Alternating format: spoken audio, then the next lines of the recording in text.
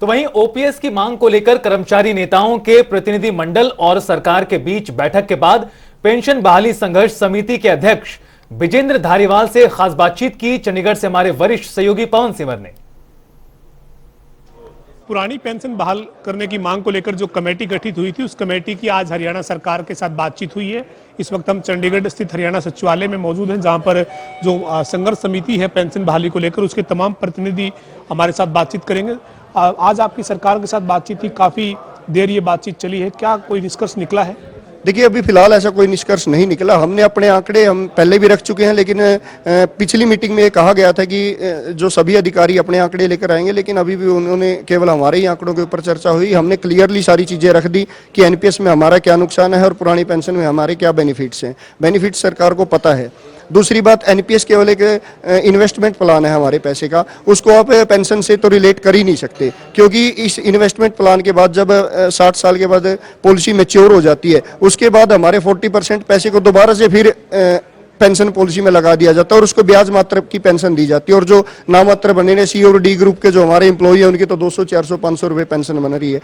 तो वो उदाहरण भी हमने उनके सामने रखे और ये भी क्लियर कर दिया कि हमारे जो पैसे को, उसके ब्याज को आप पेंशन नहीं बोल सकते। उसका ना किसी भी तरह का कोई बेनिफिट है, ना मेडिकल की सुविधा है, ना डीए की सुविधा, अन्य कोई भी सुविधा नहीं है।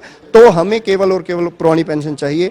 तो अब अधिकारी अपनी बात को सरकार के सामने रखते हैं या इसका क्या सॉल्यूशन निकालते हैं, उन्होंने निर्णय लेना है। हमारा निर्णय ये है कि जब तक पुरानी पेंशन बहाल नहीं हो जाती, जब तक हमारा आंदोलन जो का त्यों जारी रहेगा। इसके लेकर हमने 5 मार्च को राष्ट्रीय स्तर की हमारी दिल्ली के अंदर भी राष्ट्रीय कार्यकारिणी की मीटिंग बुलाई है, जिसमें हम दिल्ली में भी बड़े आंदोलन की घोषणा वहां पर निर्णय लेंगे और घोषणा करेंगे। और साथ साथ जो हमारा प्रदेश के अंदर आंदोलन है वो भी जो का त्यों जारी रहेगा। तो अभी आज जो बातचीत हुई, इस बातचीत के बाद कोई और संकेत मिला है दोबारा से बातचीत करने के लिए बुलाए जाने की? कोई आपको जो सरकारी कमेटी उसने आश्वासन दिया हो, अगर वो कमेटी बातचीत के लिए बुलाती तो आप आएंगे उसके? जी बिल्कुल। अभी उनकी तरफ से, अधिकारियों की तरफ से बार बार कहा गया कि हम एक मीटिंग और करेंगे, इसका कोई समाधान निकालने की कोशिश करेंगे। तो हालांकि समाधान हम बोल चुके हैं कि पुरानी पेंशन नीति को बहाल कर दिया जाए, अपने आप समाधान हो जाएगा।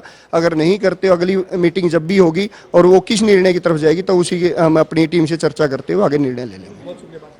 हमारे साथ पेंशन बहाली की मांग को लेकर जो कमेटी गठित हुई है, उसके प्रतिनिधि मौजूद थे, जो कह रहे हैं कि आज सरकार से बातचीत हुई है, लेकिन इस मामले में अभी कोई समाधान नहीं हुआ है। ऐसे में अगर सरकार कोई फिर से बातचीत के लिए बुलाएंगे तो वो आएंगे, लेकिन जो उनका संघर्ष है वो जारी रहेगा। 5 मार्च को दिल्ली में भी एक राष्ट्रीय स्तर पर आंदोलन को लेकर रणनीति बननी है, वहाँ भी वो जाएंगे। और इसके अलावा जिला स्तर पर प्रदेश में भी कमेटी जो है वो अपनी बैठक करेगी और अपनी आंदोलन की रूपरेखा तय करेगी। वीडियो जर्नलिस्ट विजेंद्र सिंह के साथ पवन सिंह, जनता टीवी, चंडीगढ़।